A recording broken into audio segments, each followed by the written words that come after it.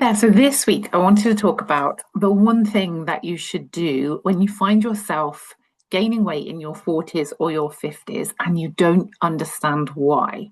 And this is the first place to start, really, because if we're honest, life gets busy. It really does. It gets busy. I know that happens for me all the time. And it's easy for small habits to sneak back in when life is super busy. It might just be you grab a ready-made dinner, or it might be that you turn to takeaway every now and again, or you think it's once a month, but actually it's creeping in to be once a week. Or it might just be simple things like the biscuit in the morning because you haven't had time to have a proper breakfast, or you're feeling a bit tired in the afternoon, the chocolate bar that sneaks in. So all of these little things are the things that contribute to weight gain in our 30s, 40s, and 50s as we go through perimenopause.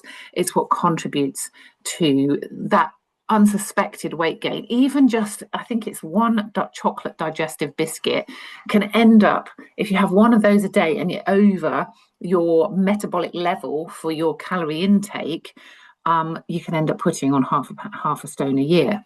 So here's what I'm going to suggest that you think about doing, because this is a game changer. And when you do this, you can start to see where there are those holes where things are leaking through that you're not realizing. Because when we do this, we can begin to get more of a handle on what we're eating and why we're eating it, so we can begin to kind of get in touch with the signals that the brain is sending to us, and why we might be eating more than we realize, kind of thing. And that's often related to kind of skipping meals, or and not eating more than you realize, or consuming hidden sugars, those kind of things. These messages that the brain gets sent from the body from a physiological point of view are controlling what we're consuming, and sometimes we don't even realize we're doing it. So when we do this one thing, it gives us a huge amount of power. It gives us a huge amount of awareness, because we really understand where there's holes in the colander, if you like, where things are leaking through that shouldn't be going through. It helps us to prevent kind of slowly eroding routines and habits that we might have got into. So doing this one thing every now and again will help us to prevent those routines or habits from creeping back in again. And it helps us to stay focused on our goals and what we want to achieve from a weight management point of view. And when we get our food right, we can increase our energy, we can feel better about ourselves, and we can see ourselves moving forward. And that in itself, seeing ourselves moving forward, is a really great way of just helping to understand that, or seeing ourselves moving forward is a great way of keeping ourselves on track, basically. That's what I'm trying to say. And we can break the autopilot cycle, which is, I eat this today and I eat that next, and then I eat this. It's a much clearer way of getting in touch with understanding why you are gaining weight, but equally as much understanding how you can achieve what you're looking to achieve over the coming months. So that one simple thing that I want you to think about doing is literally just keeping a food diary. Keep doing an audit of the food that you are eating over the space of about 3 days. If you do that audit over the space of 3 days, everything that you are eating and drinking, so you can see, you have to be honest with yourself, but you can see exactly what it is you are eating and drinking over the course of 3 days. You can begin to see where maybe certain foods are causing you to snack more, or certain meals are causing you to have sugar cravings, or if you're skipping meals, it's causing you to eat more than you realize. It's a great way of really understanding how the food we are eating is our body is responding to, and also to make sure there's not things that are creeping in that we don't realize are there. And it's easy for that to happen.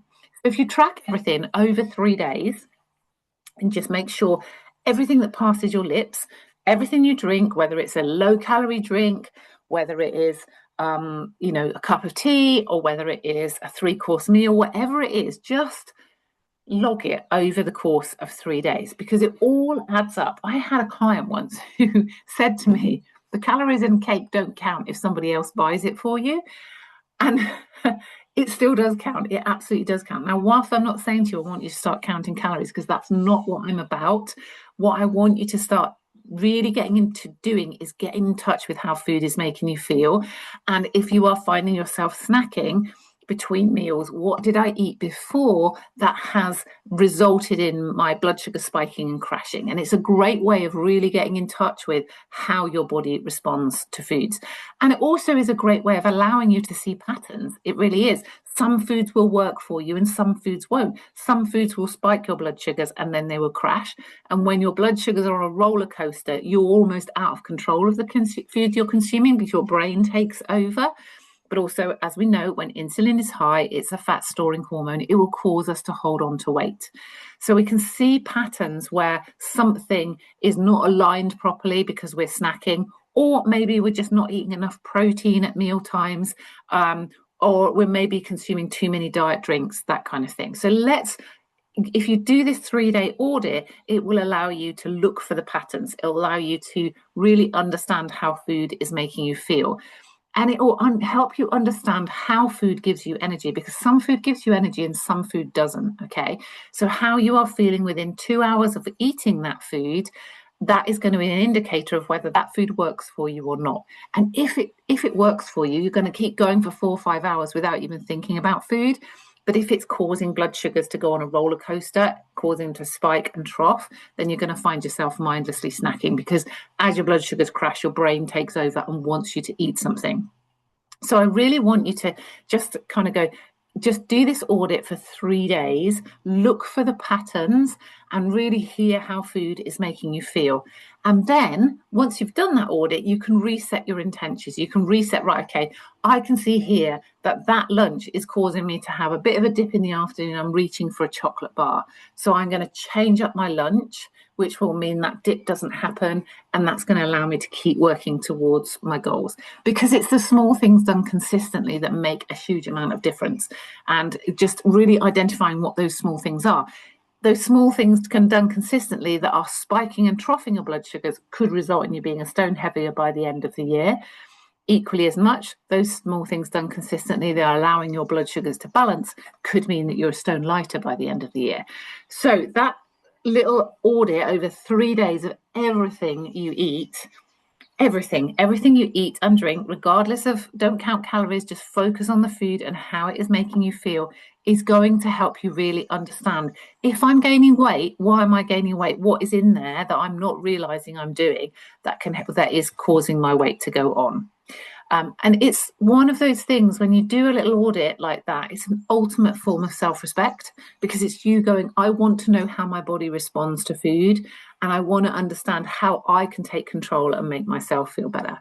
So I encourage you, if you haven't done so recently, do a food audit keep a food diary for 3 days, everything that you consume at whatever time it is, and see if there's any patterns. See if there's patterns to your snacking, see if there's patterns to your energy levels, and so you're reaching for other foods, and just start to identify, how can I make some changes in order to allow me to manage my weight more effectively? If you've got any questions, stick them in the comments below. It's something that we focus on very much in the Feel Fabulous Club, where we focus on really understanding how food is making you feel. No foods are off limits. You need to understand how that food is making you feel, how it's keeping your blood sugars balanced.